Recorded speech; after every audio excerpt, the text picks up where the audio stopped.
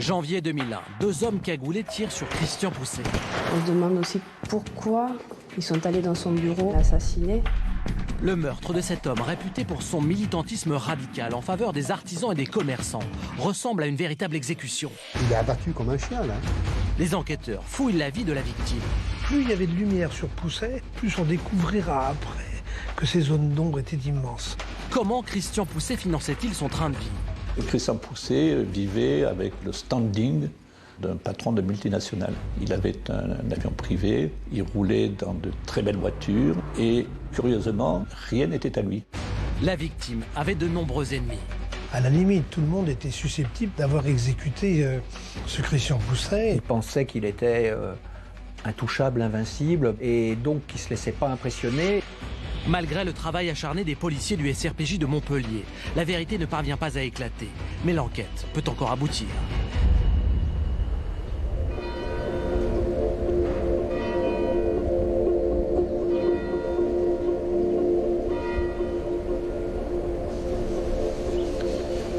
Nous sommes dans le sud-est de la France, à Baillargues, dans le département de l'Hérault. C'est dans cette ville qu'en janvier 2001, Christian Pousset, leader syndicaliste et homme d'affaires sulfureux, a été assassiné sur son lieu de travail. C'est ici que sa course effrénée pour le pouvoir a été stoppée brutalement par deux hommes cagoulés qui l'ont froidement abattu. En creusant de nombreuses pistes, les policiers du SRPJ de Montpellier ont découvert des aspects méconnus de la personnalité de la victime. Leurs investigations les ont menés dans de nombreux milieux, celui du jeu, de la politique, des affaires. Mais aujourd'hui, les assassins de Christian Pousset courent toujours. Retour sur une affaire qui demeure à ce jour non élucidée.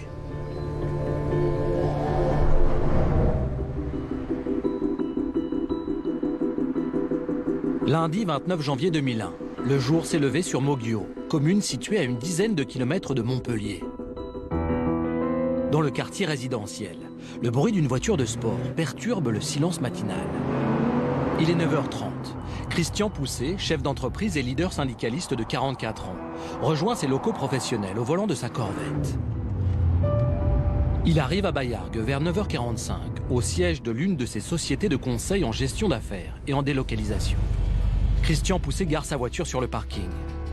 Il s'empare de sa mallette, puis monte dans son bureau pour déposer ses affaires, avant de saluer ses employés.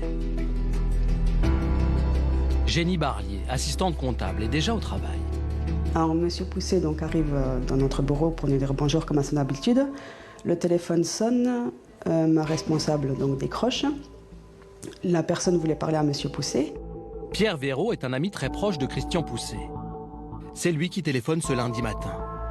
J'ai Christian Pousset au bout du fil, qui me dit bonjour Pierre, bonjour Christian. Et là, j'entends Christian, je l'entends toujours, c'est cette voix qui dit c'est quoi ça?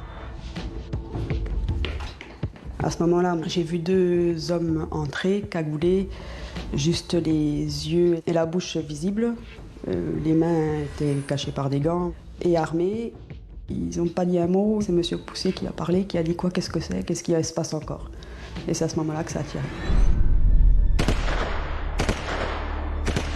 Ça a été très très rapide. Les deux, ils ont vidé leur chargeur de toute manière, ça c'est clair et net. Après les coups de feu, les deux individus cagoulés quittent précipitamment les locaux. Donc une fois que les tueurs sont partis, j'ai vu les taches de sang par terre. J'ai pas regardé Monsieur Pousset, j'ai été me cacher dans les toilettes qui étaient au fin fond des locaux. Le souvenir de cette matinée est toujours très douloureux pour Jenny Barlier. La scène en elle-même est assez choquante. On est complètement ailleurs. Voilà, c'est un autre monde. Une des collègues de Jenny Barlier aperçoit par la fenêtre une grosse berline noire démarrée en trombe. À 9h58, elle téléphone aux pompiers. Quelques minutes plus tard, les gendarmes arrivent aussi sur les lieux. Il est 10h05 quand ils investissent les locaux. Ils découvrent Christian Pousset gisant au pied de son bureau. De son côté, Pierre Véraud est inquiet, mais il ne sait toujours rien du drame qui vient de se jouer. Je me dis, mais attends, qu'est-ce qui se passe? C'est pas possible. Il a pris un malaise, c'est quelque chose. Hein. Et c'est là que je téléphone à Montpellier et que j'avertis un nommé José Delcroix d'aller sur les lieux parce que pour moi, il y avait un drame. Voilà. José Delcroix est un collaborateur de Christian Pousset. Il se rend immédiatement à Baillargues pour avoir des nouvelles de son ami. En arrivant, les pompiers étaient déjà là. Et les secrétaires en bas en pleurs, dont une secrétaire, est tombée dans mes bras en me disant « ils ont tué Christian ». De ce fait, je suis monté. Il y a un des inspecteurs qui m'a serré et tout. Il m'a dit « Monsieur Lacroix, vous redescendez, c'est trop tard, Christian est mort ». Christian Pousset est mort. Ses proches sont sous le choc. Quand Delcroix, 15 minutes après, me dit « Oui, mais Pierre, oui, c'est ça, Christian était abattu », je suis là, perdu. Ben, c'est très dur parce qu'on se demande ce qui s'est passé, quoi. Pour quelle raison il a été tué. Il n'y avait pas eu de problème particulier. On se pose pas mal de questions. Victime d'une véritable exécution, le chef d'entreprise n'avait aucune chance de s'en sortir. Je trouve que son assassinat, c'est quelque chose de lâche, parce que bon, abattre Christian Pousset comme ça, il est abattu comme un chien, là.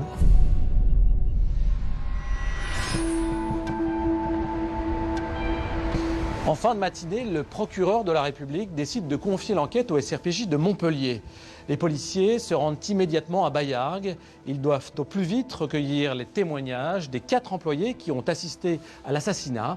Ils doivent aussi, de toute urgence, procéder aux premières constatations.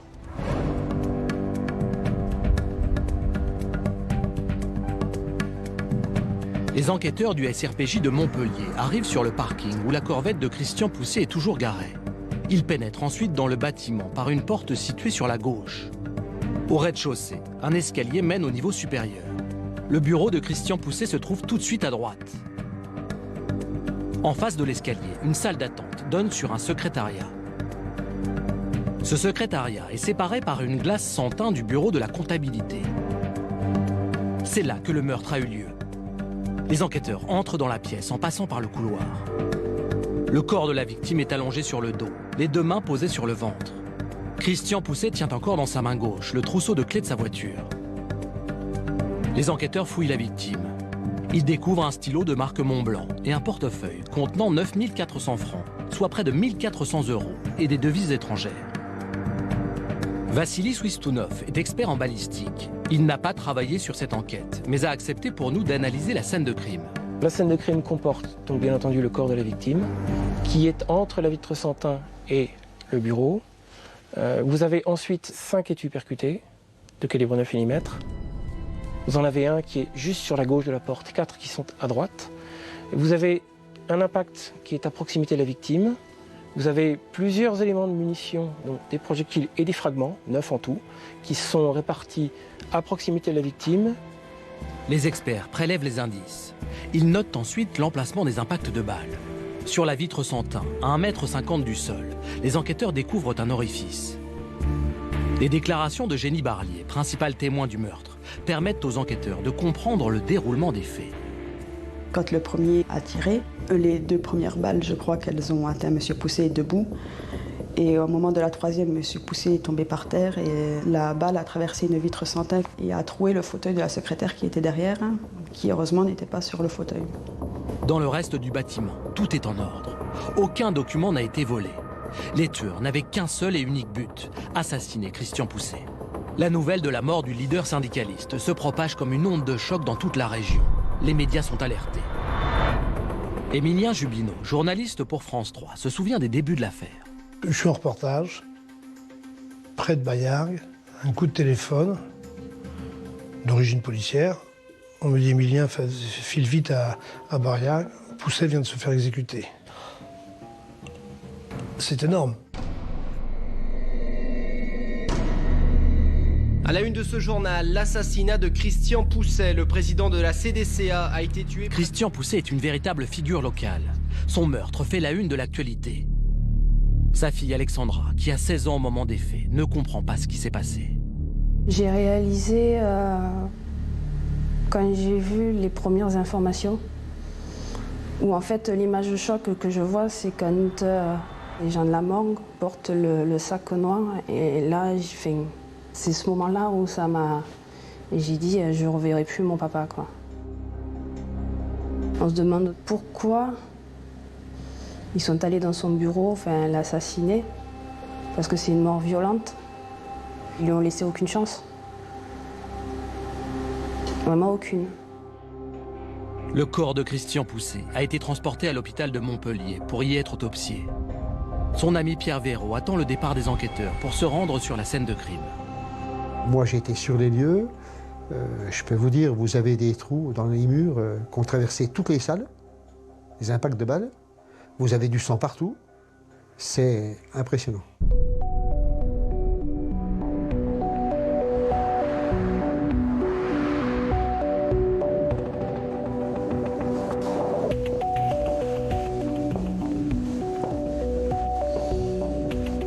C'est dans ces bureaux, qui, je précise, ont depuis changé de propriétaire, que Christian Pousset a été assassiné. C'est même très précisément dans cette pièce qu'il a été froidement abattu alors qu'il était au téléphone. La première chose qui étonne dans ce meurtre, c'est le lieu choisi par les auteurs pour passer à l'acte. Ça semble plutôt risqué d'agir en présence de 4 employés dont ils ne pouvaient pas prévoir les réactions. Oui, risqué, ça l'est, effectivement. C'est même très gonflé, parce qu'il aurait été beaucoup plus logique, beaucoup plus facile d'agresser et de tirer sur Christian Pousset au moment où il venait de garer sa voiture sur le parking, au moment où il sortait de sa voiture. Il n'y aurait eu aucun témoin, vraisemblablement, et puis la fuite des agresseurs aurait été beaucoup plus rapide. Mais alors pour quelles raisons ont-ils choisi de le tuer dans ces bureaux ? C'est difficile de se mettre à leur place.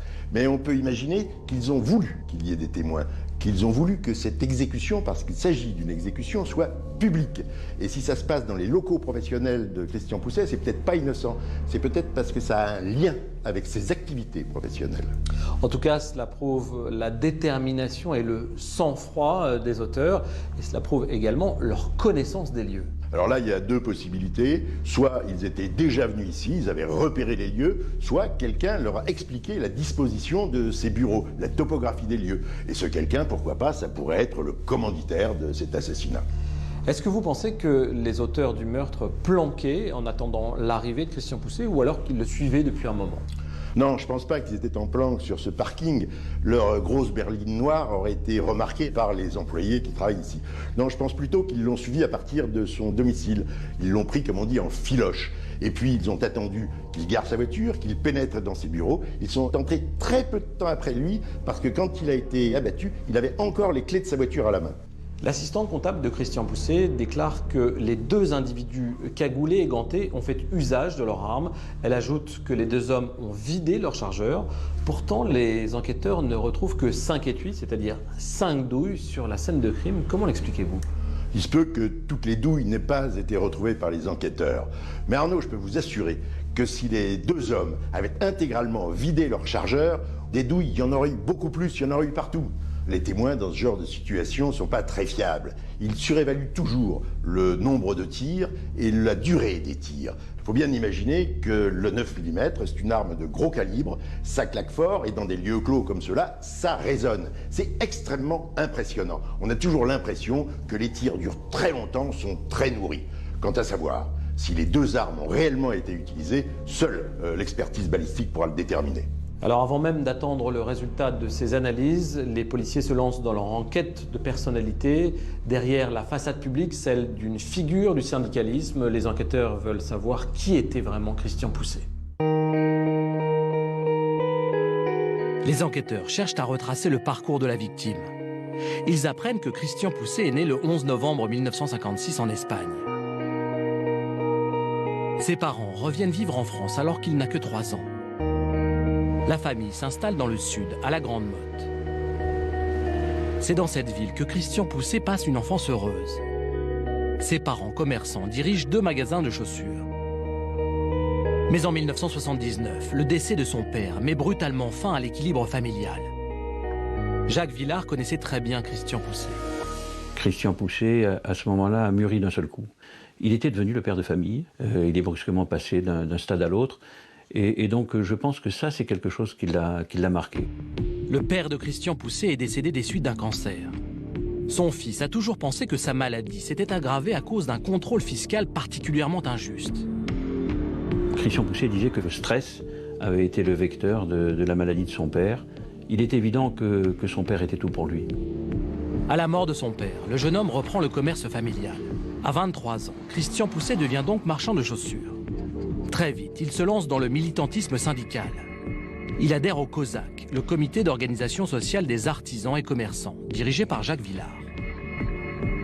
J'ai vu un garçon qui avait les cheveux bouclés, qui avait des chemises à fleurs, qui jouait de la guitare, qui, comme moi, ne buvait pas, ne fumait pas. Enfin, je ne veux pas dire que c'était un être idéal, mais en tous les cas, c'était quelqu'un qui était idéal à fréquenter. Je dirais que le déclic a été immédiat.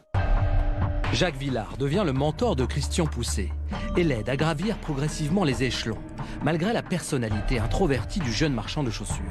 C'est quelqu'un qui était enfermé en lui-même, qui avait du mal à s'exprimer et qui brusquement s'est ouvert. Christian Pousset lutte contre sa timidité en participant à de nombreux meetings. C'est quelqu'un qui a commencé à descendre de la tribune pour aller parler avec les gens qui étaient dans la salle. Et à partir du moment où ce contact s'est établi, ce côté renfermé s'est ouvert. Et il a su parler d'un domaine qu'il connaissait bien, l'artisanat et le commerce. Le jeune syndicaliste connaît bien la situation des petits commerçants. Il s'engage dans un combat contre le poids excessif des charges sociales qui pèsent, selon lui, sur ces travailleurs indépendants.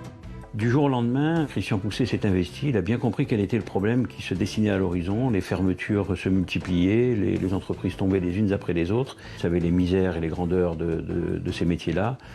C'est quelqu'un qui était tout à fait apte à devenir un responsable syndical et de grande qualité. Peu à peu, Christian Pousset va fédérer la colère de tous les mécontents. Il s'érige alors en porte-parole des petits commerçants et artisans. Et nous sommes allés à la recherche, à la pêche des artisans et commerçants qui étaient en difficulté pour les sortir de leurs problèmes de l'époque. Coiffeurs, plombiers, boulangers ou encore serruriers, nombreux sont les petits commerçants et artisans séduits par le discours du syndicaliste. Maryse Jossuin est restauratrice dans le sud de la France. Elle se souvient des débuts de Christian Pousset. C'était le Messie.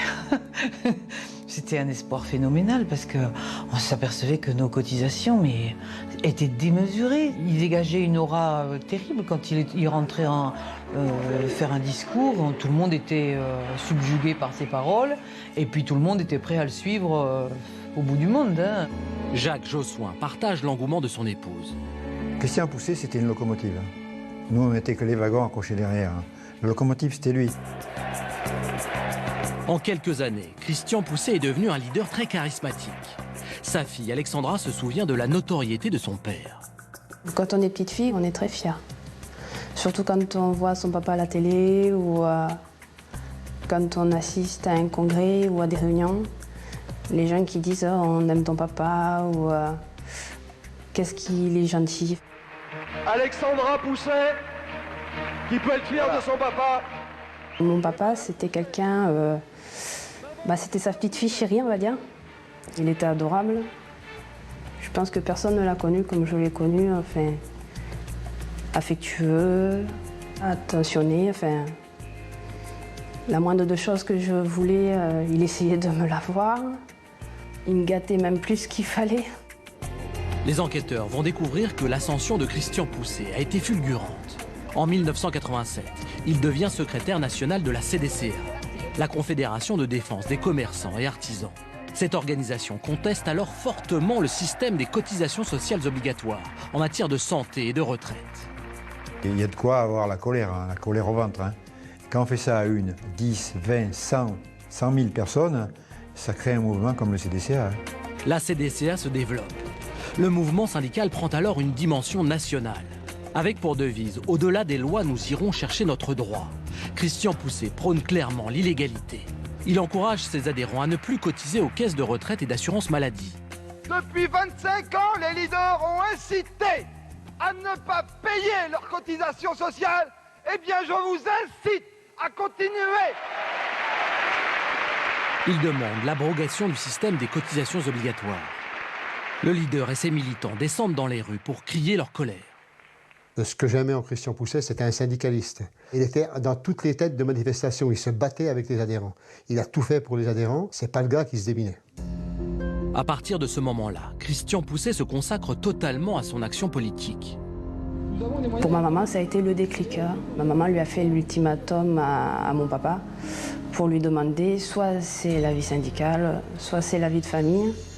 Mon papa a choisi le syndicat pour justement combattre ce système, puisque mon grand-père était décédé à la suite du contrôle fiscal.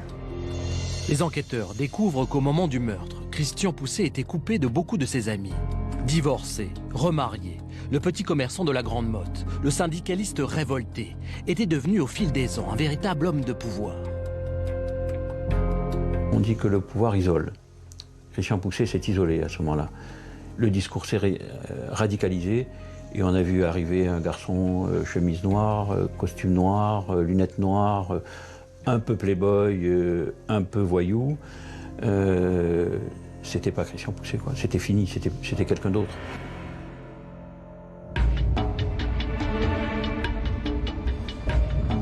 Le lendemain de l'assassinat, le corps de Christian Pousset entre en salle d'autopsie. Comme cela arrive parfois dans des cas de meurtre par arme à feu, le médecin légiste va être assisté lors de son examen par un expert en balistique. Les enquêteurs veulent savoir combien de balles ont atteint la victime, quel type d'arme a été utilisé. Ils attendent également la confirmation que les deux individus cagoulés ont bien tiré.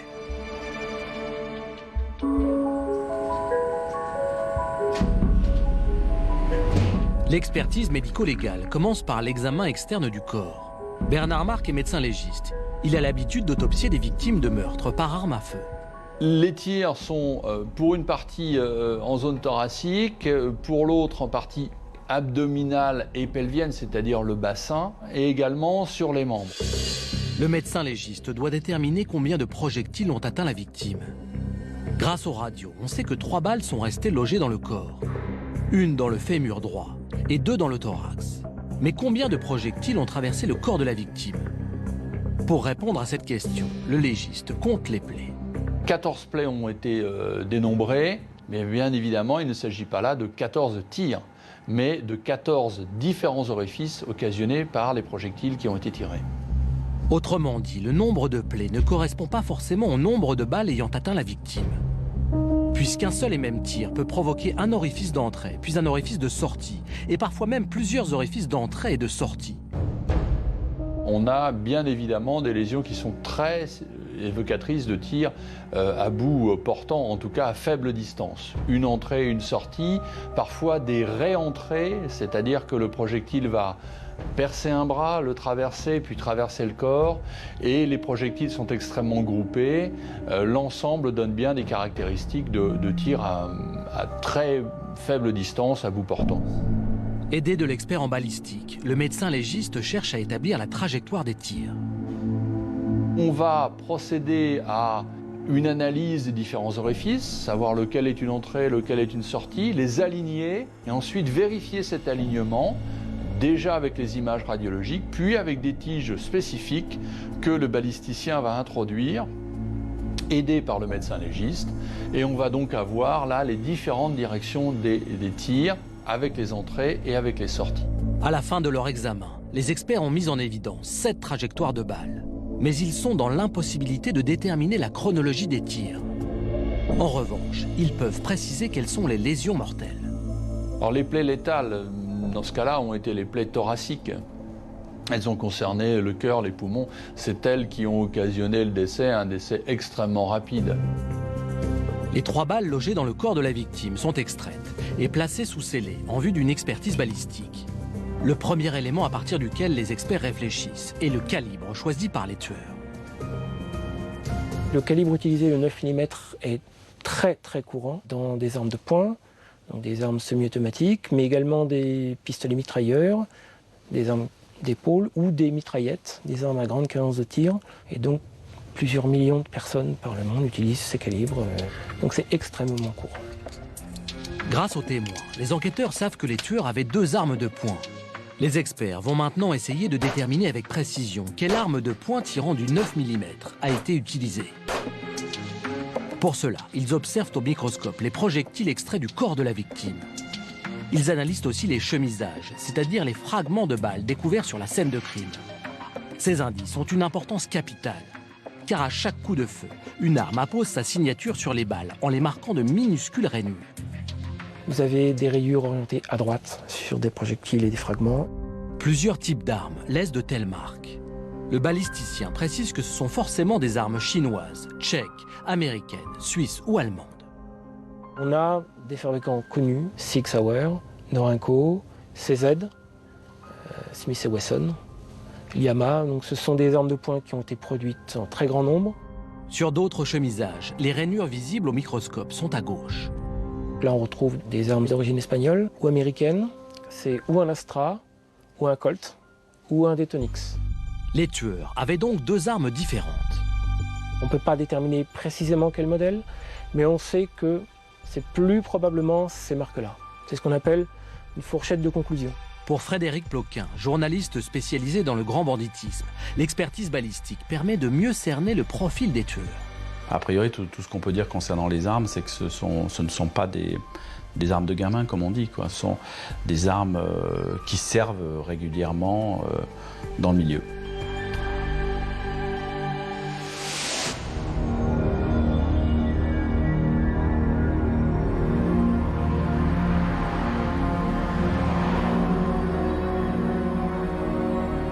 Les douilles saisies sur la scène de crime reviennent du laboratoire d'analyse génétique sans qu'aucune trace d'ADN n'ait pu être révélée. Ce qui veut dire que les tireurs ont très certainement manipulé leurs munitions en étant gantés. Les armes utilisées pour le meurtre, la rapidité d'exécution des tueurs et les précautions qu'ils ont prises pour ne pas être identifiés orientent les enquêteurs vers la piste d'un meurtre commandité. La préméditation du meurtre de Christian Pousset ne fait aucun doute. Il faut préparer son coup, il faut faire des repérages, il ne faut pas se tromper sur l'horaire, Et tout ça, je veux dire, visiblement, ils n'ont pas commis d'erreur. Et ce sont pourtant des erreurs faciles à commettre. Je veux dire, il suffit d'une petite faille dans un processus comme celui-là pour que tout s'écroule. Donc c'est là qu'on peut considérer qu'effectivement, il n'a pas été tué par des amateurs. Évidemment, le but n'est pas de se faire prendre. Donc on doit savoir où se trouve la cible, accéder à cette cible, faire ce qu'on doit y faire, et ensuite le chemin de fuite, de repli, comme le disent certains militaires, pour pouvoir s'échapper sans être pris. C'est très classique, mais ça fonctionne. L'assassinat de Christian Pousset a certainement été commandité et exécuté par des professionnels. A priori, tuer quelqu'un ou exécuter quelqu'un, faire disparaître quelqu'un, vous n'allez pas prendre un amateur, quelqu'un qui va reculer à avoir peur au moment de passer à l'acte, parce que là, ça fait complètement foirer l'affaire et vous vous retrouvez, et tout le monde se retrouve en prison. Il n'y a eu aucune maladresse de commise, aucun commentaire, pas une parole de dite, des gestes sûrs. C'est vraiment un travail de pro. Les policiers s'interrogent alors sur une des constatations du médecin légiste. Christian Pousset a en effet reçu une balle dans une zone qui intrigue les enquêteurs. Christian Pousset a été touché à différents niveaux, y compris au niveau des parties génitales. Donc on peut se poser la question, il y a deux possibilités, soit c'est un hasard, je veux dire une balle qui s'est logée là par hasard, soit c'est un signe. L'hypothèse qui peut être formulée à ce moment-là par les services de police, c'est qu'il y ait un lien entre ce meurtre et une affaire de mœurs. Pourquoi pas? En tout cas, c'est une porte que les policiers ont certainement poussée. Les enquêteurs apprennent que Christian Pousset fréquentait des établissements échangistes. Mais aucun élément ne leur permet de relier la sexualité libertine de la victime au meurtre. Les policiers multiplient les auditions. Ils ne savent toujours pas qui a fait exécuter Christian Pousset. Ils apprennent en revanche très vite que la victime se sentait menacée. La veille de son assassinat, on était à Melun dans un restaurant chinois et Christian Pousset n'était pas l'homme que j'ai connu. Parce que bon, on est rentré dans ce restaurant. Lui, d'habitude, aime bien se mettre dans des endroits pour se faire voir. Et là, il n'a pas voulu être vers la porte, il s'est fait déplacer plusieurs fois. On nous a mis contre la vitrine, il n'a pas voulu être de dos contre la vitrine. Il voulait voir les gens qui rentraient dans le restaurant. Il était mal. Je me demande si là, il ne savait pas qu'il allait être assassiné. Jacques Villard confirme que son ami était inquiet et cherchait à se protéger. À l'époque où il m'a parlé de cela, il était persuadé que j'avais des contacts qui m'auraient permis de lui faire obtenir une sécurité rapprochée. Je lui dis que ça n'existait pas. Alexandra Pousset est aujourd'hui persuadée que son père savait qu'un contrat pesait sur sa tête. Le soir où il devait me ramener, il m'avait fait un gros... Enfin, j'étais dans la voiture, il m'avait pris dans ses bras, il m'a dit « je t'aime ma fille » et tout ça, puis il me serrait, mais très très fort, comme si, presque si c'était un adieu ou... Enfin, je sais pas, j'ai senti quelque chose, comme s'il voulait me prendre... Enfin, j'oublierai jamais dans la voiture où il m'a pris, m'a serré, il m'a dit « je t'aime ma fille ». Et en fait, j'aurais dû lui dire plus de choses, mais je n'ai pas dit.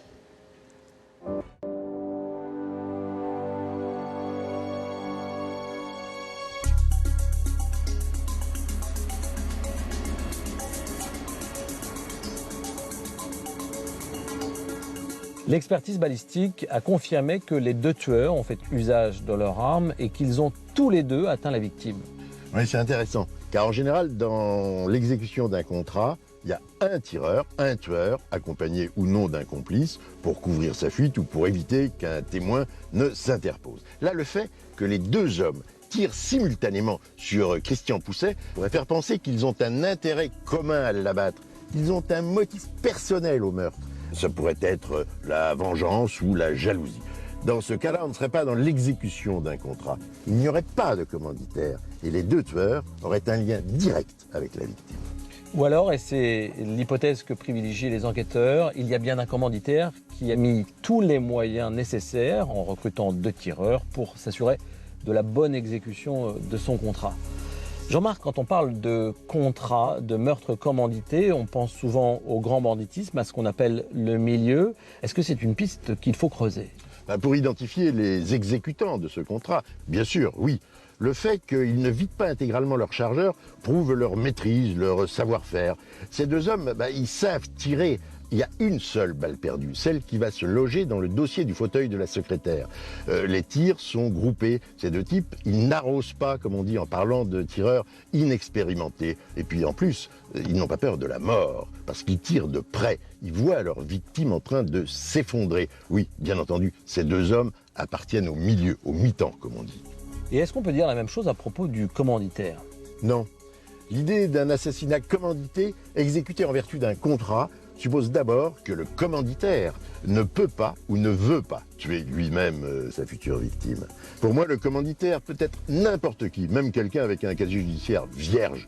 On a vu des affaires où des maris jaloux, sans aucun lien avec la pègre, avaient recruté des tueurs à gages pour se débarrasser de leurs femmes. Alors pour identifier les responsables du crime, les enquêteurs vont se replonger dans la vie de la victime. Ils ont découvert que Christian Pousset se sentait menacé. Ils veulent maintenant comprendre quelles activités personnelles ou professionnelles auraient pu le mettre en danger.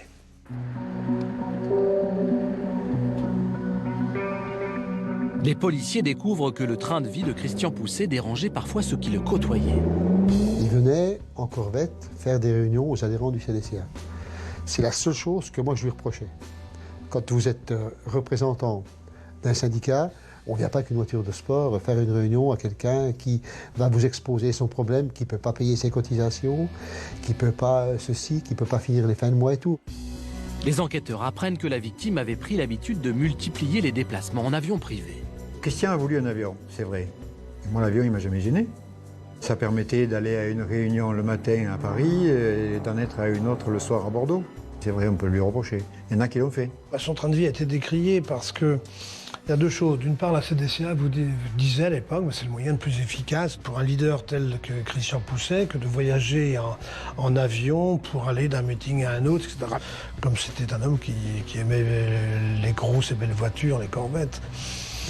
C'était son truc, hein. Il était un peu flambeur, c'était le Méditerranéen, Pousset, donc il aimait les belles choses, les jolies choses. Quelle place l'argent avait-il dans la vie du leader syndicaliste? Comment Christian Pousset finançait-il son train de vie?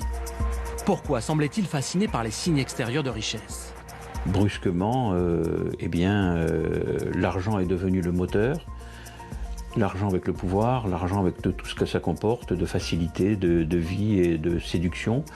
Et donc, Christian Pousset s'est complètement transformé. Les investigations révèlent que Christian Pousset avait de nombreux comptes en banque. Mais les policiers ne peuvent pas encore avec certitude évaluer le montant de ses revenus. Ses sources de rémunération sont multiples. Les enquêteurs vont devoir faire une expertise financière de sa situation. Personne autour du syndicaliste ne peut dire précisément combien gagnait Christian Pousset. Un reportage avait déjà en 1996 essayé de répondre à cette question. Vous gagnez combien par an? Normal. C'est-à-dire? Je dois être entre 60 000 et 80 000 francs. Christian Pousset déclarait donc à l'époque entre 9 000 et 12 000 euros de revenus par an. Des sommes incompatibles avec son niveau de vie. Les policiers cherchent des explications. En perquisitionnant le coffre de sa corvette, ils découvrent une enveloppe contenant un bordereau de remboursement de plaques et jetons d'un casino de la région.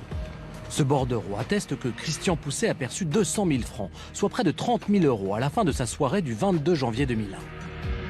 Christian Pousset, son dada, c'était le dimanche soir, quand j'allais chez lui, c'était d'aller faire un petit tour au casino de la Grande Motte. Nous avons rencontré l'ancien caissier de ce casino du sud de la France. Il préfère témoigner aujourd'hui sous un pseudonyme.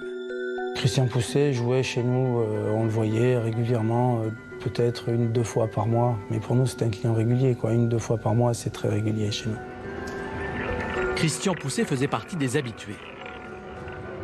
C'était le monsieur respectueux, c'était le monsieur toujours poli, toujours bien habillé, toujours de bonne humeur, d'humeur égale, jamais de colère, jamais aussi bien dans la perte que dans le gain. Christian Pousset avait la méthode des anciens joueurs, c'est-à-dire que lorsqu'il touchait un numéro, il laissait la mise aux employés. Et Christian Pousset laissait régulièrement la mise aux employés. Cette passion de Christian Pousset pour les casinos détonnait dans son univers de petits commerçants. Les travailleurs indépendants n'ont pas bien apprécié ces sorties au casino qui, les derniers temps, on voyait sur les journaux à Montpellier, on voyait Christian Pousset à la sortie des casinos. Christian a été accusé d'aimer l'argent, il a été accusé de fréquenter les casinos. C'est en partie vrai, oui, mais il jouait. Bon, le monde n'est pas parfait. Le syndicaliste était donc un joueur régulier. Et selon ses proches, il avait la baraka. D'après son épouse, c'est quelqu'un qui avait beaucoup de chance et qui gagnait de fortes sommes au casino. Christian Pousset était chanceux, même si des fois ça lui arrivait de perdre de l'argent, il se refaisait la semaine d'après, quoi. C'était un monsieur qui était dans tous les casinos de France, on lui déroulait le tapis rouge. Les enquêteurs orientent alors leurs investigations dans l'univers du jeu. Ils interrogent tous les directeurs de casinos de la région.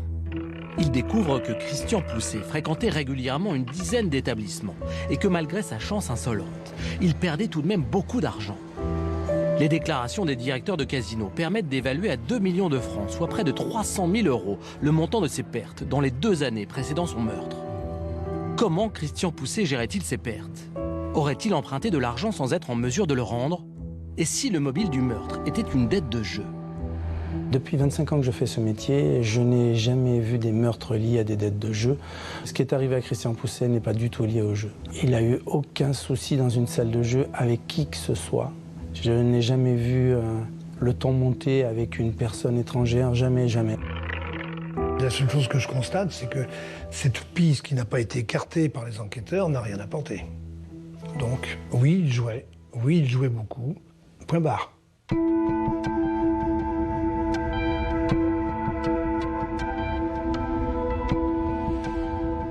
Les investigations des enquêteurs du SRPJ de Montpellier ont révélé que Christian Pousset vivait bien au-delà de ce que lui permettaient ses revenus déclarés. Il justifiait notamment son niveau de vie par ses gains au casino. Mais comme tout joueur régulier, il perdait bien plus qu'il ne gagnait. Comment concrètement les enquêteurs ont-ils pu se renseigner sur les sommes jouées par Christian Pousset ? Les casinos tiennent des registres de change. Et à l'époque, les pertes et les gains de plus de 10 000 francs, c'est-à-dire 1 500 € d'aujourd'hui, y étaient obligatoirement consignés. Et c'est simplement en consultant ces registres que les enquêteurs du SRPJ de Montpellier ont pu évaluer les pertes de Christian Pousset au cours des 2 années qui ont précédé sa mort. Je vous rappelle que cette somme est estimée à 2 millions de francs, c'est quand même beaucoup d'argent. Quelques heures après le meurtre, un individu est venu spontanément livrer son témoignage aux policiers de Montpellier. Il a raconté que la veille, il avait joué pendant des heures aux côtés de Christian Pousset à une table de jeu du casino de la Grande Motte et qu'apparemment, ce soir-là, le leader syndicaliste avait encore perdu beaucoup d'argent. Il a ajouté qu'en raccompagnant Christian Pousset chez lui, il l'avait trouvé très nerveux, très inquiet. Est-ce que vous pensez que le mobile du meurtre puisse être une dette de jeu impayée? Non, non. Dette de jeu ou dette tout court, c'est pas le banquier qui a envie de tuer son client, c'est bien souvent le client qui a envie de tuer son banquier.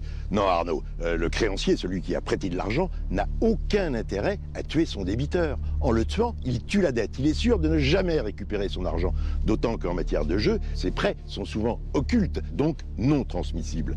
Alors bien sûr, à défaut de pouvoir recourir à des voies légales, à un huissier par exemple, le créancier peut avoir tendance à utiliser des moyens peu légaux, voire totalement illégaux, la menace, le chantage, voire même la violence. Mais tuer son débiteur, ça, sûrement pas.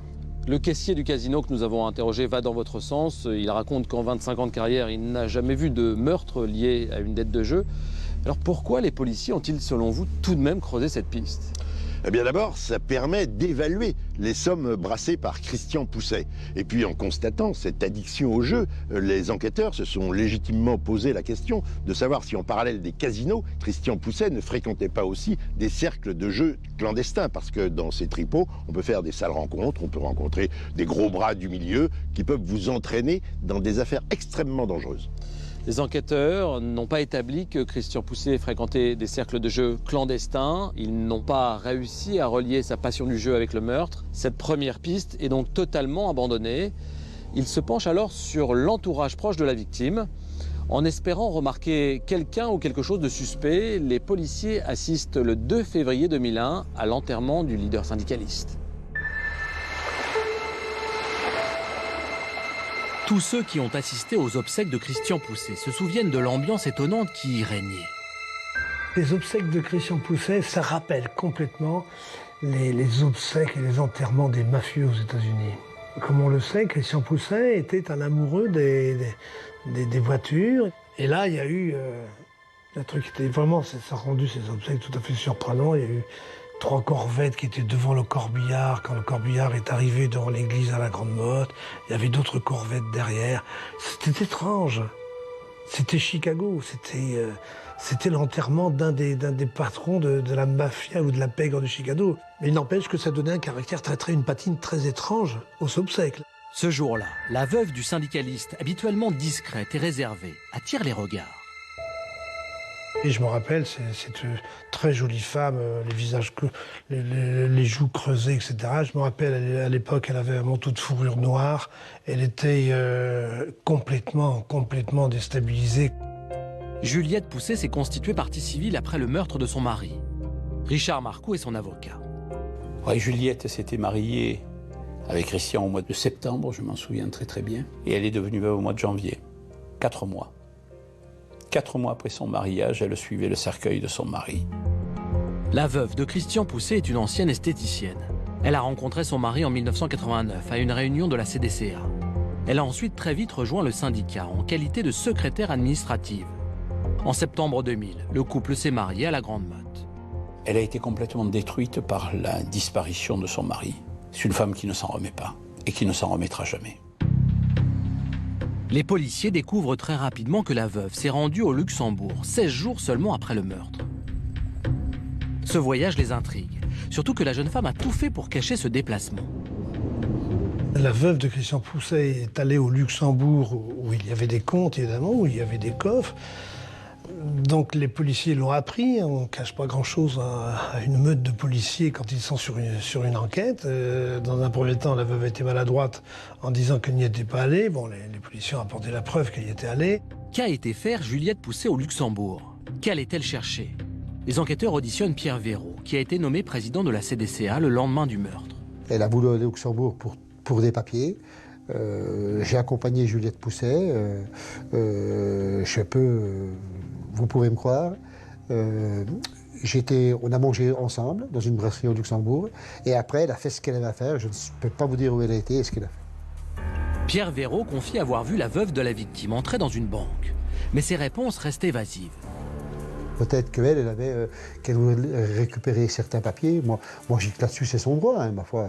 Pareil, je n'ai pas voulu lui demander ce qu'elle allait faire. Hein. Les policiers savent maintenant que la veuve s'est rendue dans un établissement bancaire.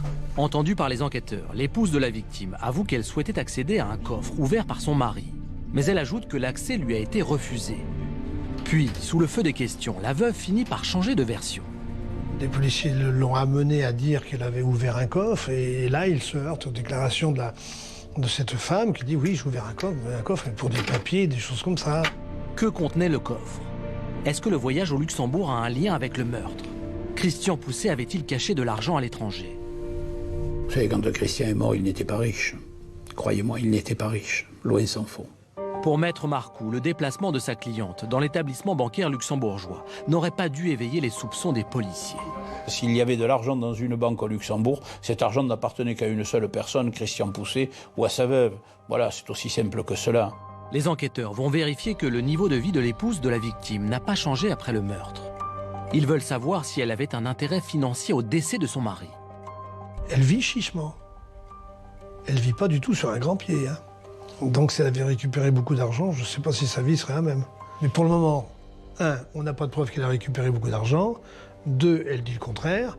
3, moi je l'ai observé avoir une vie quand même tout à fait normale et pas luxuriante du tout. L'entourage du couple est entendu. Ces 2 personnes que j'ai jamais vues se disputer, ils ne sont jamais disputés. Et puis un couple qui s'entendait bien, puisqu'ils ne se voyaient pas souvent. Parce que Christian Pousset, comme il faisait des réunions tous les jours, il ne rentrait pas de la semaine. Hein. Christian Pousset, c'était quelqu'un qui partait souvent le mardi et qui rentrait le vendredi. Hein. Elle avait pour Christian un amour hors limite. Il avait pour Juliette un amour hors limite. Car Christian savait être excessif quand il fallait l'être. Et quand il aimait à l'excès. C'était un vrai mariage d'amour. Ils s'aimaient et ils s'aimaient profondément.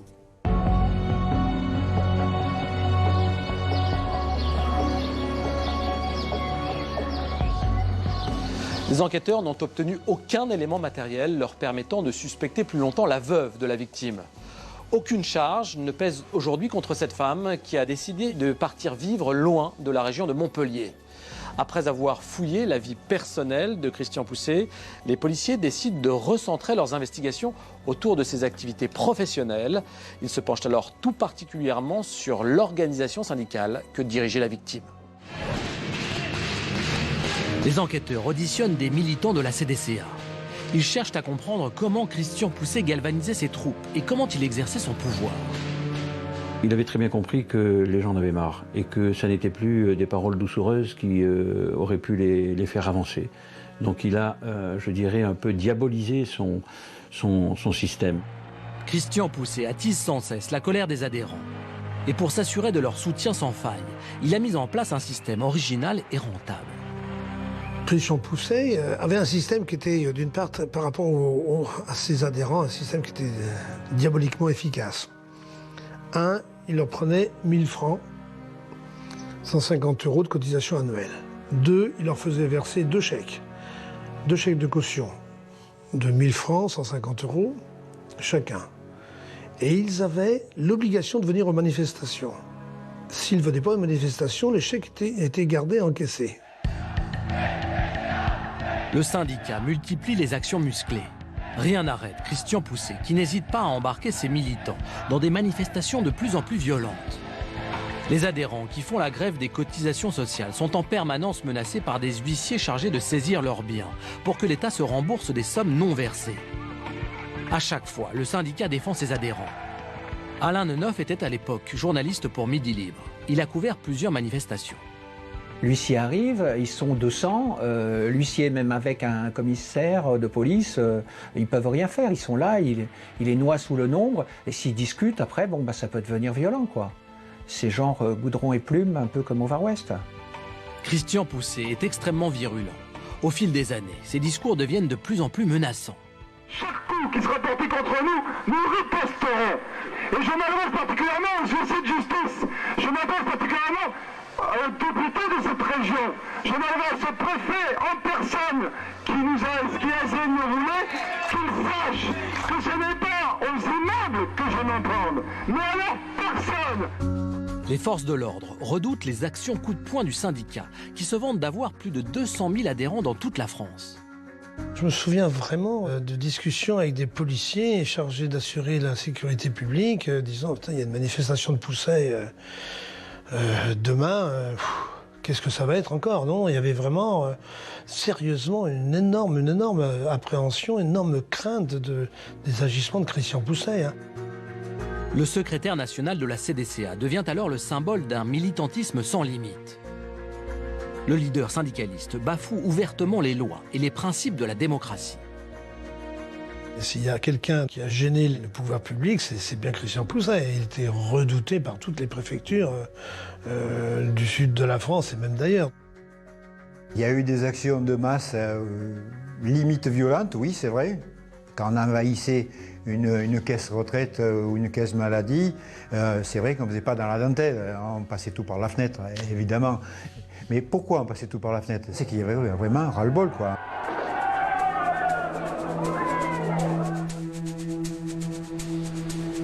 Christian Pousset ne cache pas ses ambitions. Il a soif de pouvoir et de reconnaissance publique. Sa notoriété locale ne lui suffit plus. Il rêve maintenant d'un destin national et décide de se porter candidat à l'élection présidentielle de 1995. Mais le syndicaliste ne réussit pas à obtenir les 500 signatures obligatoires.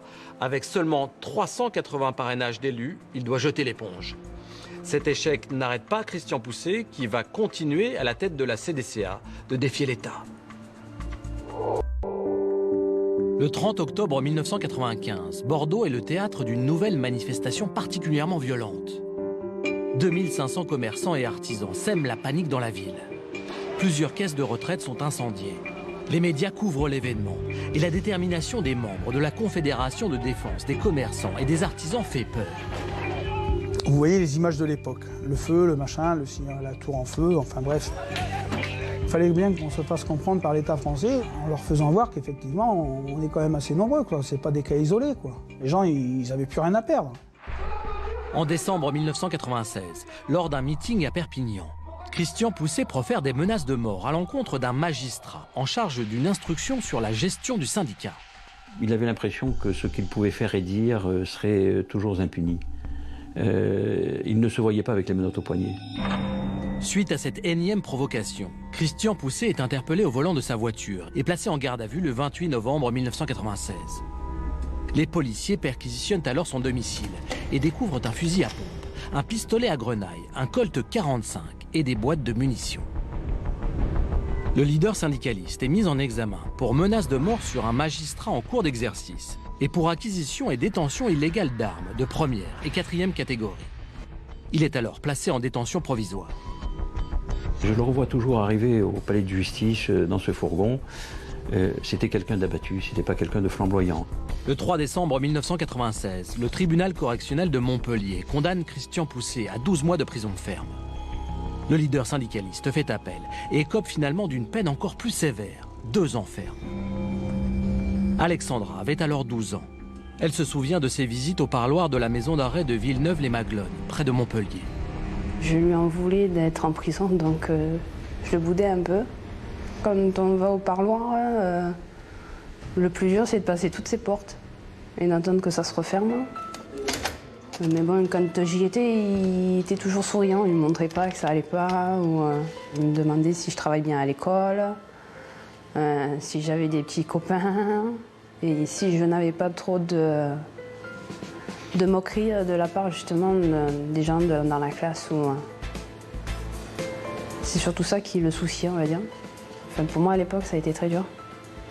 Et même encore maintenant, enfin, j'aime pas en parler du tout parce que ça remonte pas mal de souvenirs. Christian Pousset est ensuite transféré à Paris, à la prison de la Santé, où il finit de purger sa peine dans le quartier VIP. Il entame alors une grève de la faim, en contestant le bien fondé de son incarcération. Après 13 mois de détention, il obtient une libération conditionnelle et sort le 15 décembre 1997. Ses partisans sont là et l'acclament comme un héros. Christian Pousset reprend son combat politique, avec à ses côtés Jean-Gilles Maliarakis, connu pour avoir dirigé le mouvement d'extrême droite, Troisième Voie. Et nous gagnerons la guerre! L'un des lieutenants de Christian Pousset était un membre d'extrême droite. Hein, et c'est lui qui était en charge de la propagande du CDCA, qu'on appellerait aujourd'hui de la communication de la CDCA. Plus ça allait, plus il était dans des valeurs de la droite dure, quoi. Le syndicat est alors secoué par des conflits internes. Christian Pousset est contesté.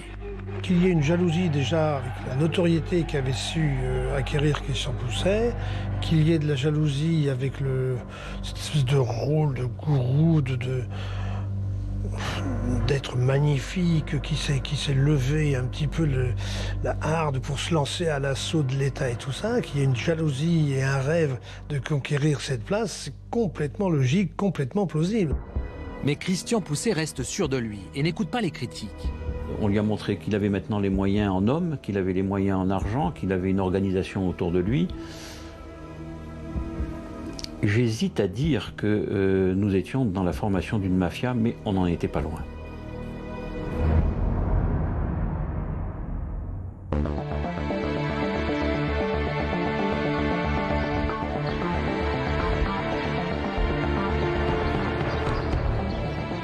Au fil de leurs investigations, les policiers du SRPJ de Montpellier découvrent que Christian Pousset s'était radicalisé depuis quelques années.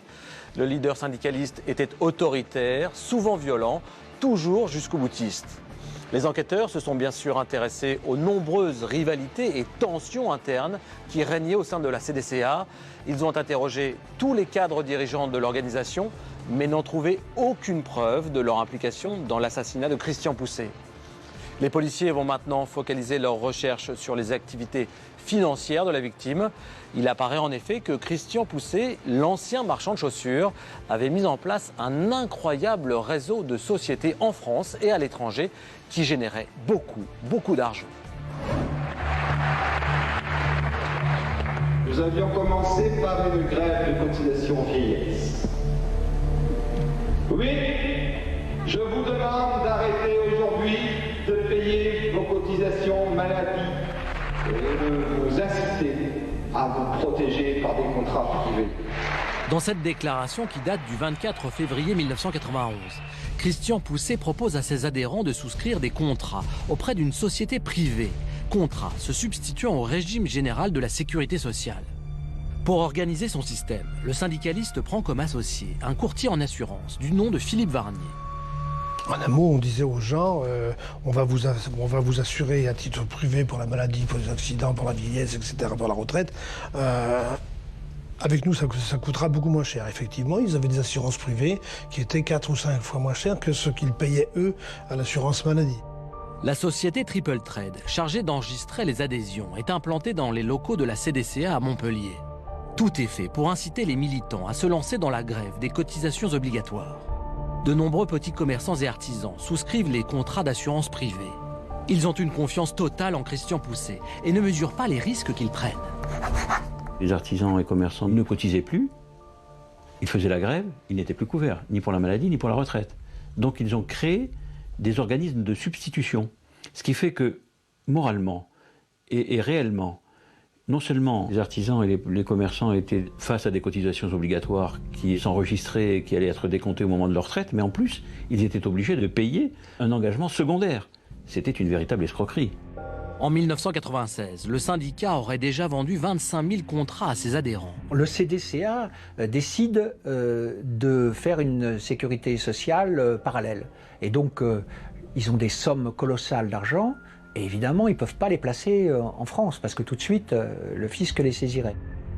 Pour échapper au trésor public, la société Triple Trade, dont le siège social est situé dans la zone franche de l'île de Madère, transmet les dossiers d'adhésion à 2 sociétés de courtage, implantées à Bristol et à Dublin. Ces 2 sociétés sont elles-mêmes reliées à 2 autres structures localisées à Londres et dans une île au large de l'Australie. Jacques Molena a enquêté pour le journal L'Express sur ces montages juridiques complexes. Il y en a qui ont estimé qu'à l'époque on parlait en francs, qu'il savait récolter quelques 50 millions de francs qui étaient planqués dans ces sociétés offshore. Donc le système était juteux. On parle quand même d'un petit trésor de guerre de la CDCA, qui c'était vraiment beaucoup d'argent. Et comme semble-t-il, ça n'a jamais été retrouvé. Où est passé cet argent, c'est une vraie question. En quelques années, Christian Pousset a bâti un empire opaque et inestimable. Quand vous commencez à regarder comment c'est construit tout ça financièrement, vous découvrez que rien n'est à lui. Tout appartient à des sociétés anonymes, à des sociétés avec des montages financiers complètement extraordinaires. Vous découvrez une galaxie de sociétés privées anonymes, offshore, qui partent de Dublin, qui vont au Luxembourg, qui vont en Allemagne, qui vont à Londres. On en trouve même au Vanuatu. Pourquoi pas? Mais donc il ne fallait pas qu'on ait de l'argent en France. Donc tout était à l'étranger. Les militants de la CDCA ignoraient tout de l'organisation du système d'assurance privée. Lorsqu'ils étaient malades, ils percevaient le remboursement de leurs soins par une société localisée à Avignon. Les enquêteurs découvrent que Christian Pousset a ensuite ouvert plusieurs sociétés de conseil en délocalisation et en investissement. Christian Pousset est rentré, je ne vais pas dire dans un jeu, mais a fait un peu du business en délocalisant les entreprises, c'est-à-dire en délocalisant sur Madère, en délocalisant en Angleterre, en ouvrant des comptes bancaires à l'étranger pour les gens, pour les chefs d'entreprise. Il y avait des banques qui étaient extérieures à la communauté européenne, qui étaient bien loin, dans des paradis fiscaux.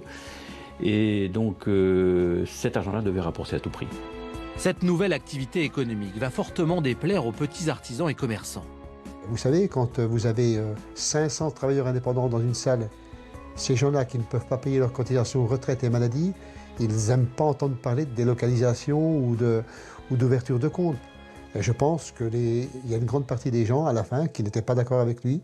C'est sur ces montages de société. Des voix se sont élevées pour dénoncer l'affairisme de Christian Pousset. Il y avait des gens qui venaient pour demander où l'argent passait. Ils voulaient savoir l'argent des adhésions, ce que le CDCA en faisait. Jamais j'aurais osé demander à Christian Pousset où passait l'argent du CDCA. Il y en a qui l'ont fait, je peux vous dire. Les dernières réunions du Bureau national, il y a eu des bagarres. Certaines personnes ont quitté le CDCA. Philippe Cabassu, commerçant et militant à la CDCA, est un de ceux qui a osé exprimer son mécontentement. Je considérais qu'on n'allait plus dans la bonne direction. On avait perdu le politique pour rentrer dans l'affairisme, et ça, c'était pas bon. Et moi, j'adhérais au CDCA pour la ligne politique et syndicale, pas pour la ligne financière. Si j'avais pu imaginer que le mouvement évoluerait dans ce sens-là, j'aurais peut-être pas mis mes pieds. On m'a remercié parce que je n'adhérais plus à la ligne, on m'a demandé de partir. On m'a dit que j'avais plus ma place au CDCA. Les critiques, contestations et angoisses des adhérents n'ont jamais influencé Christian Pousset. Le leader syndicaliste, devenu homme d'affaires, semblait ne plus avoir de scrupules. Christian Pousset vivait avec le standing d'un patron de multinationale. Il avait un avion privé, il roulait dans de très belles voitures et curieusement, rien n'était à lui. Donc, s'il avait des ennuis financiers, il était devenu insolvable. Il était devenu insaisissable.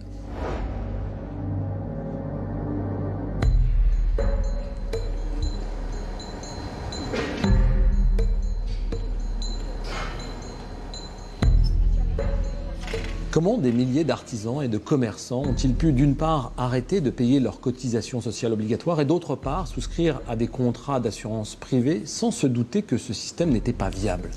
Christian Pousset était parvenu à leur faire croire qu'il allait réussir à casser, à briser le monopole de la sécurité sociale. Et pour ce faire, il avait engagé un recours devant la Cour de justice de l'Union européenne. Cette haute juridiction avait rendu son arrêt en février 1993. Et dans cet arrêt, pour faire simple, elle avait déclaré que la sécurité sociale ne pouvait pas être soumise au libre jeu de la concurrence. Pourquoi ? Parce que la sécurité sociale n'est pas une organisation commerciale. De ce fait, dès le début de l'année 93, Christian Pousset savait parfaitement qu'il entraînait ses adhérents droit dans le mur. On sait d'ailleurs que de nombreux commerçants et artisans ont été obligés de vendre leurs boutiques pour rembourser à l'État les cotisations non versées. Est-ce qu'on peut imaginer que le meurtre puisse être la vengeance de l'un d'eux, ruiné et fou de colère ? Non, j'imagine mal un artisan, un commerçant, un épicier, un menuisier assassiner ou faire assassiner Christian Pousset de cette manière. Armes automatiques de gros calibre, cagoule, tir précis, aucune parole échangée. Non, la vengeance d'un adhérent floué, désespéré, aurait revêtu un caractère plus artisanal. Des paroles auraient été échangées, la colère se serait manifestée. Non, là, c'est trop froid, trop méthodique, trop calculé. Alors, il y a une autre théorie pour expliquer l'assassinat de Christian Pousset. Je sais qu'elle va vous plaire. Certains de ses proches n'ont pas hésité à dire que le leader syndicaliste aurait été tué parce qu'il représentait une menace pour l'État. Ah oui, ça me plaît beaucoup, c'est bien connu. En France, on n'hésite pas à éliminer physiquement tous les opposants, les contestataires, les trublions, les agitateurs de tout poil. Non, Arnaud, faut être sérieux, cette théorie, elle tient pas la route, elle est absurde. En revanche, il est évident que certains services de l'État s'intéressaient aux agissements de Christian Pousset. Ces services, ça devait être à l'époque les renseignements généraux et probablement aussi les agents du fisc. Mais ils s'intéressaient à lui, sûrement pas pour le tuer. Au cours de leurs auditions, les enquêteurs ont recueilli de nombreux témoignages évoquant la mort de Philippe Varnier, l'homme avec lequel Christian Pousset a créé son système d'assurance privée. Cet homme est en effet décédé quelques mois avant le meurtre dans des conditions qui restent pour beaucoup très mystérieuses.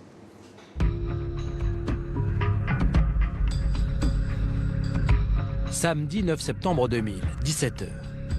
Un petit avion privé, un Piper PA-31 Navarro, roule sur la piste de l'aérodrome de Candillac. Le ciel est dégagé. Philippe Varnier est aux commandes. Il annonce à la tour de contrôle qu'il décolle pour Avignon.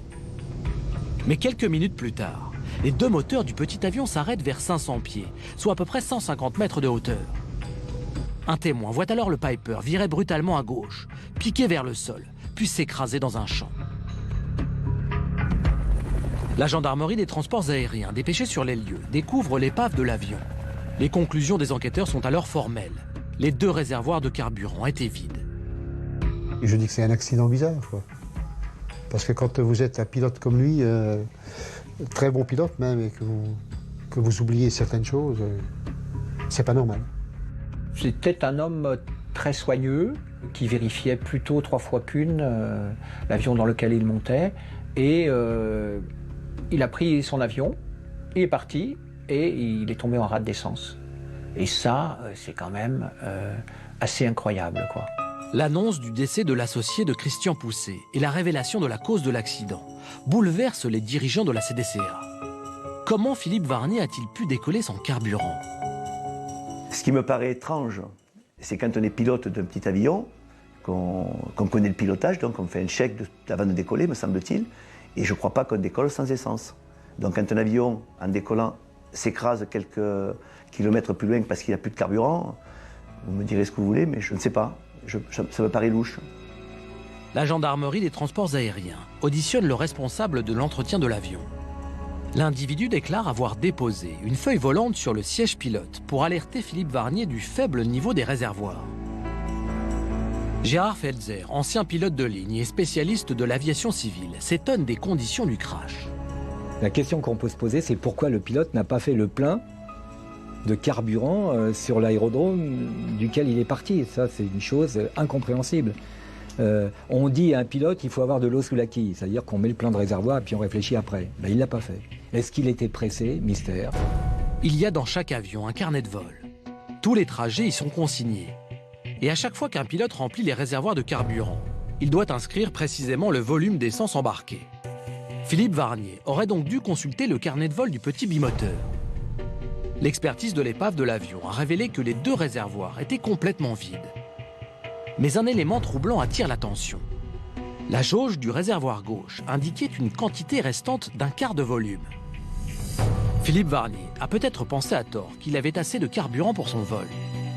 Lorsque on prend un avion en main, quand on est pilote, quand on a une jauge qui est vide, l'autre qui était au quart, même si c'est pour faire un petit trajet, en général on regarde. Et il faut toujours comparer ce qui est indiqué avec la réelle quantité à bord. Soit on jauge avec un bout de bâton à la limite, ou on regarde les heures de vol effectuées, mais en tous les cas on ne part pas comme ça. Mais au-delà des erreurs humaines du pilote, se pose la question de la jauge défectueuse. Comment est-il possible que cet indicateur si précieux ait été déréglé?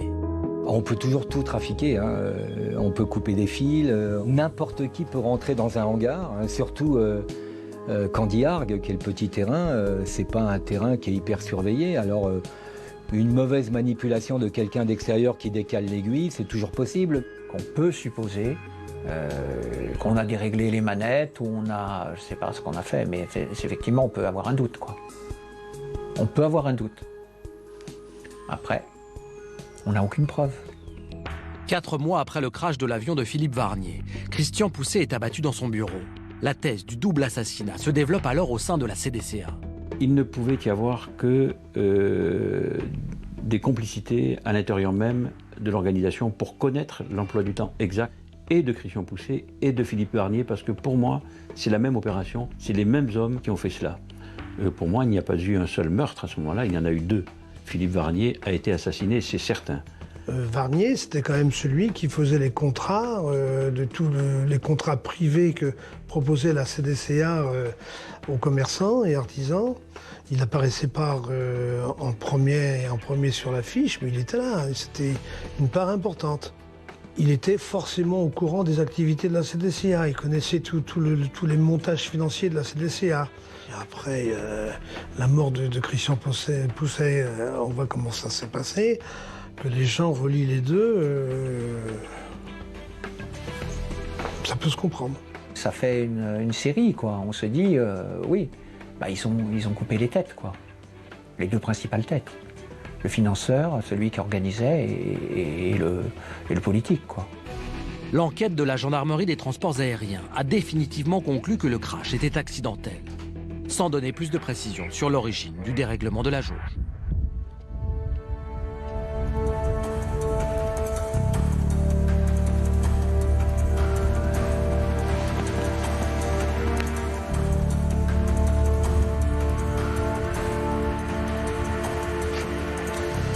Jean-Marc, nous sommes sur l'aérodrome de Candiargues, d'où a décollé Philippe Varnier le 9 septembre 2000. Son accident, suivi 4 mois plus tard du meurtre de Christian Poucet, a créé un véritable climat de paranoïa au sein de la CDCA. Est-ce que vous pensez que le crash de l'avion de Philippe Varnier puisse être en réalité un meurtre maquillé en accident? Je comprends bien sûr qu'a posteriori, on se pose des questions sur les circonstances de cette mort. Mais si on considère que ce sont les mêmes personnes qui sont à l'origine de la mort de Philippe Varnier et de celle de Christian Poucet, on doit se poser également des questions quant au mode opératoire utilisé qui sont extrêmement différents. D'un côté, la ruse, la discrétion, et on ne se donne pas toutes les chances de réussir. De l'autre côté, il s'agit d'un assassinat extrêmement brutal, violent, fait devant des témoins qui ne laissent à la victime aucune chance d'en réchapper. Non, Arnaud, je ne crois pas qu'il y ait de lien entre ces deux affaires. Je pense, comme la gendarmerie des transports aériens, que le décès de Philippe Varnier est réellement accidentel. Alors la thèse de l'accident a d'ailleurs été confirmée par un rapport du BEA, le Bureau d'enquête et d'analyse pour la sécurité de l'aviation civile. Le BEA n'a découvert aucune trace de sabotage sur l'épave de l'avion de Philippe Varnier. Alors il y a un autre rapprochement qui a été fait avec l'assassinat de Christian Poucet, cette fois-ci avec une affaire bien connue du grand public.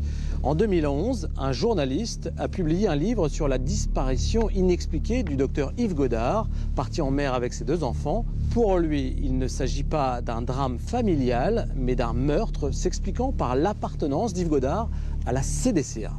Ce qui est sûr, c'est que Yves Godard adhérait bien à la CDCA et qu'il en respectait scrupuleusement les consignes. Il plaçait l'argent qu'il aurait dû verser à la sécurité sociale dans des sociétés gérées par Christian Poucet et installées dans des paradis fiscaux. Selon la thèse du journaliste, le docteur Godard aurait cherché en vain à récupérer cet argent. Il aurait alors menacé l'organisation gestionnaire de ses comptes de tout révéler de son fonctionnement et c'est pour cela qu'il aurait été tué. Le problème, c'est que le métier d'enquêteur n'a rien à voir avec celui de journaliste. Dans son bouquin, dans son espèce de polar, ce journaliste n'apporte aucun élément, aucune preuve à ce qu'il avance. Ce qui est sûr, c'est que les affaires non élucidées sont toujours un terreau fertile pour les rumeurs et les fantasmes. L'instruction sur la disparition du docteur Godard est close depuis septembre 2012 et les enquêteurs du SRPJ de Montpellier n'ont fait aucun lien entre les 2 affaires. Il y a aujourd'hui une piste que privilégient les enquêteurs pour expliquer le meurtre de Christian Poucet, mais pour récolter des preuves, entendre des témoins et faire éclater la vérité, les policiers doivent mener des investigations à l'étranger. Ils suivent avec patience cette piste difficile à creuser depuis le 18 janvier 2002.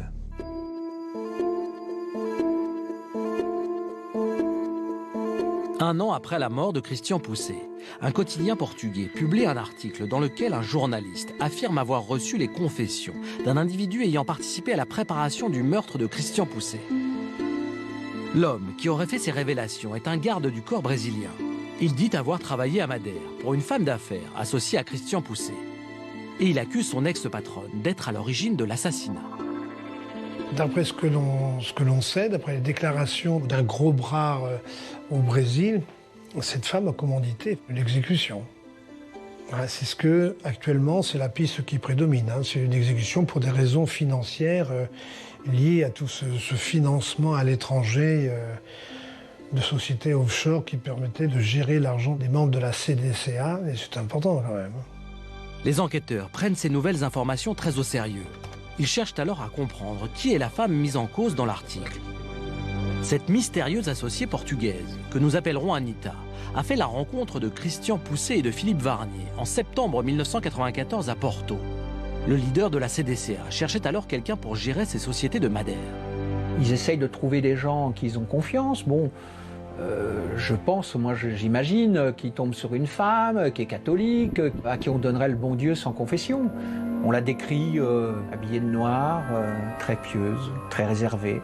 Je sais pas, bon, c'est un peu probablement un fantasme, mais bon, elle va plutôt, je pense, leur donner l'extrême onction, quoi. En fait, on a plus l'impression qu'ils se sont fait avoir et ils se sont retrouvés face à des forces qui les dépassaient.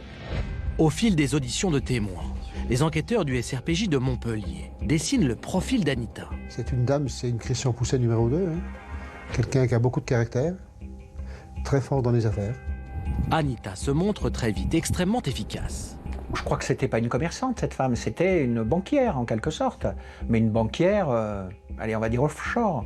Donc, qui pouvait placer cet argent, qui devait le faire fructifier et qui probablement lui avait déjà fait faire des petits. Les enquêteurs découvrent qu'Anita aurait au fil des années pris une place très importante dans les sociétés de Madère, créées par Christian Pousset. Ils apprennent également que peu à peu, les relations entre les deux associés se sont dégradées. Je sais qu'il y a eu une dispute entre les deux. Et après, s'ils se sont disputés ensemble, c'est qu'il y avait des choses qui n'allaient pas. Il y a peut-être eu des gourmands dedans, il y a peut-être eu, mais moi là-dedans, j'accuse personne.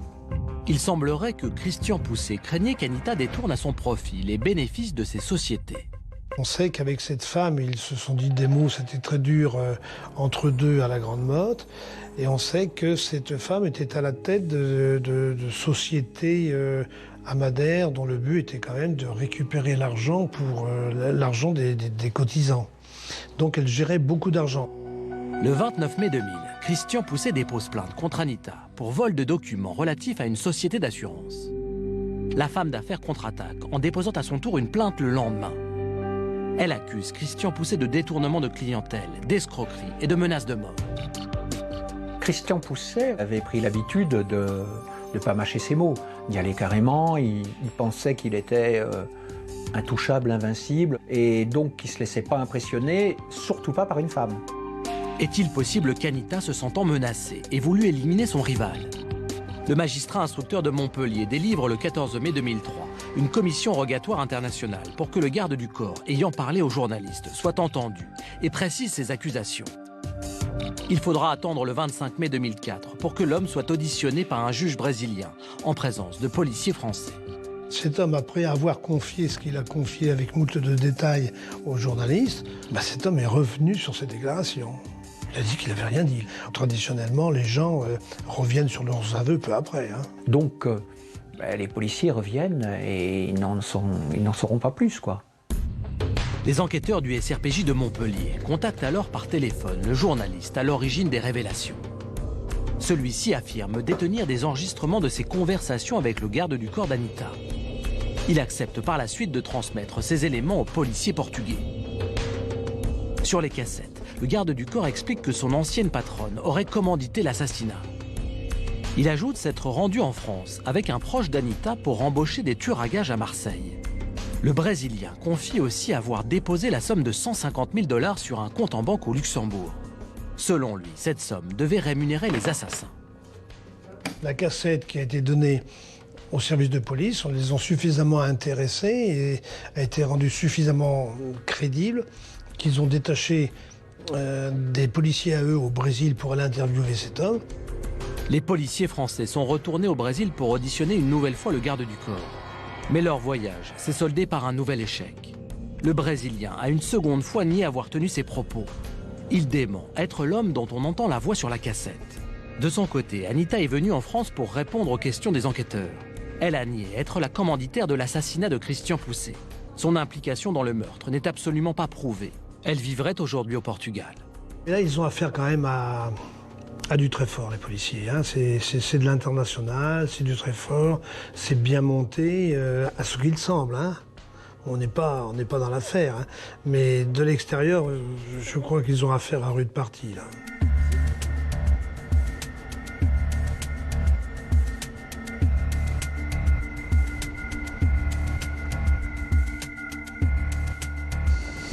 Jean-Marc, l'article révélant les accusations du garde du corps brésilien est publié en janvier 2002. Il faudra attendre mai 2004, soit plus de 2 ans, pour que cet homme soit enfin entendu. Comment peut-on expliquer un délai aussi long ? Les investigations à l'étranger nécessitent forcément un délai assez long. Il faut que le juge d'instruction français délivre une commission rogatoire internationale pour que la police et la justice brésilienne entendent ce garde du corps. Alors cette commission rogatoire, elle va suivre un chemin assez long et compliqué. Les ministères des Affaires étrangères et les ministères de la Justice des 2 pays vont devoir l'examiner. Français et brésilien. Absolument. Vont devoir l'examiner et la valider avant qu'elle soit transmise aux services chargés de l'exécuter. Mais avant qu'elle soit exécutée, il faut finir dessus le nom du garde du corps et son adresse. Et concrètement, comment le juge d'instruction peut-il obtenir ces informations ? Le juge d'instruction va se retourner vers les fonctionnaires du SRPJ de Montpellier qui vont faire la demande à Interpol. En même temps, ces policiers vont s'adresser à leur collègue qui est en poste à l'ambassade de France au Brésil, à Brasilia, afin qu'il active les services brésiliens pour qu'ils exécutent réellement cette demande. Parce que dans chaque ambassade de France, en fait, il faut savoir qu'il y a un ou plusieurs policiers qui font la liaison avec leurs collègues locaux. Absolument, ces policiers sont un lien entre les polices locales et la police française. Le garde du corps brésilien a pu être entendu à 2 reprises.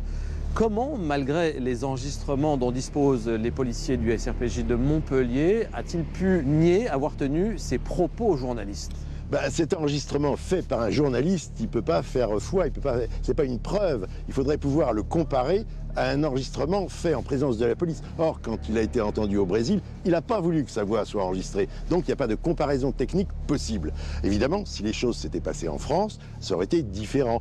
Il y aurait probablement une mesure de garde à vue, on aurait vraisemblablement enregistré la voix de cet homme, et puis on aurait pu procéder à un certain nombre d'investigations, on aurait pu faire une perquisition à son domicile, on aurait pu le confronter à d'autres témoins, on aurait pu faire des recherches sur ses comptes bancaires, des recherches en ce qui concerne sa téléphonie, et puis on aurait pu le conduire à Marseille pour qu'il reconnaisse éventuellement les lieux où il a rencontré ces fameux truands. On aurait pu faire un tas de trucs. Mais là, les policiers du SRPJ de Montpellier sont un peu coincés.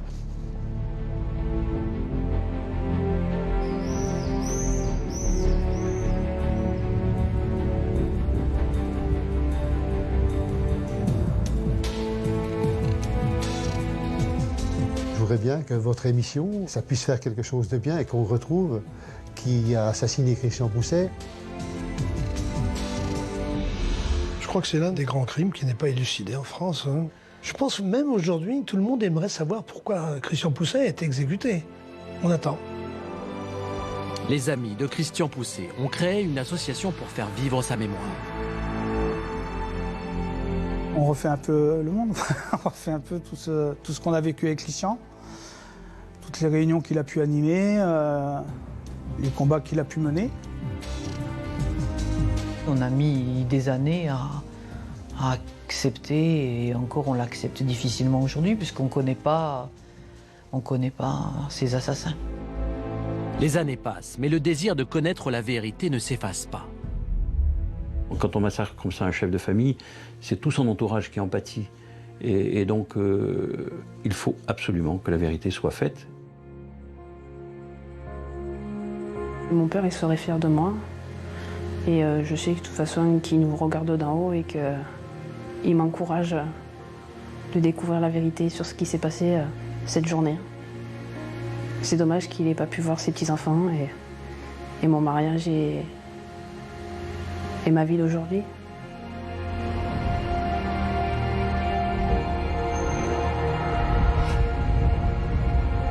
Christian Pousset était un personnage controversé. Enivré par le pouvoir et grisé par l'argent, ce fils de marchand de chaussures était un homme pressé. Flambeur, leader syndicaliste charismatique et homme d'affaires peu scrupuleux, il brûlait sa vie sans se soucier du danger. Les policiers du SRPJ de Montpellier pensent aujourd'hui être tout près d'élucider son assassinat.